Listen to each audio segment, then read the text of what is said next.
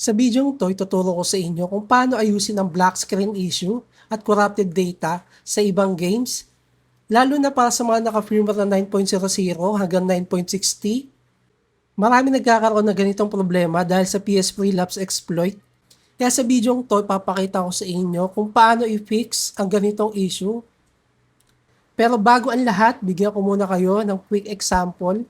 First, i-activate muna natin ang jailbreak gamit ang PS Relapse exploit. Ang maganda dito, hindi mo na kailangan gumamit ng USB or ESP32. Automatic na maglo-load yung Golden at iwas hassle sa pag-insert ng USB. I-test natin tong GTA Vice City.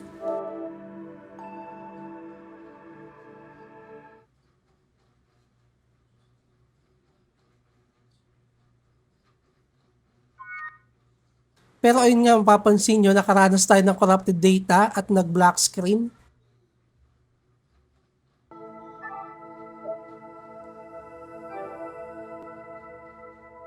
Ayon sa Posti Chameleon, ang solusyon natin sa black screen issue ay i-load ang plugin na to sa Golden. Punta tayo sa server settings at enable natin ang FTP server at bin loader. Dito sa bin loader, makikita natin yung IP address ng PS4 natin.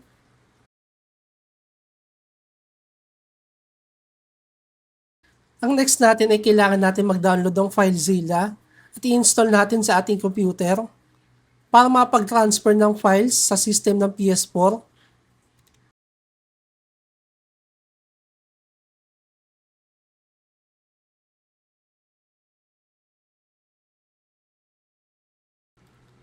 Pinutin lang natin to sa pinakataas ang Site Manager at i-click ang New Site at i-type ang IP address ng inyong PS4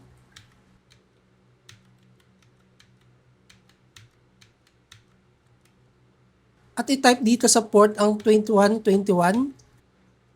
Para sa login type, type natin yung Anonymous at i-click ang Connect. Hanapin lang natin yung data folder at ang next ay ang Golden folder.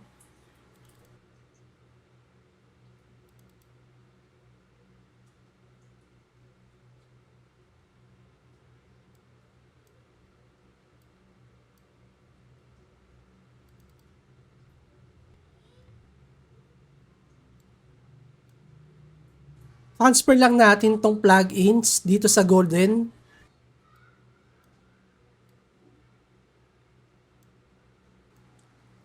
Move tayo sa PS4 para i-test kung na-fix ba natin yung black screen issue at corrupted data.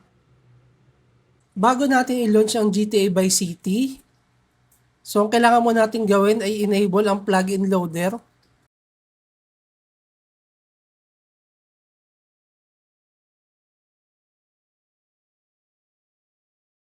Pagkatapos ay kailangan lang natin i-delete ang corrupted na save data. Punta lang tayo dito sa system storage, save data, at i-delete yung game na may corrupted issue.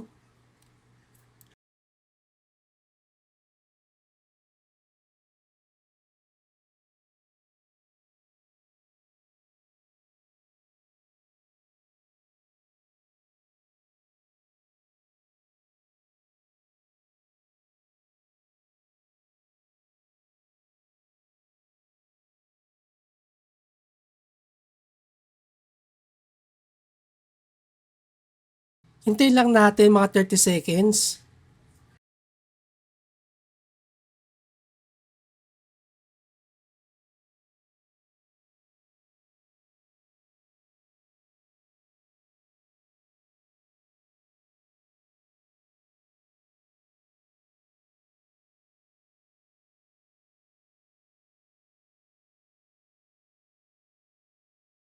So ito makikita nyo na fix natin yung black screen issue ng PS Relapse exploit.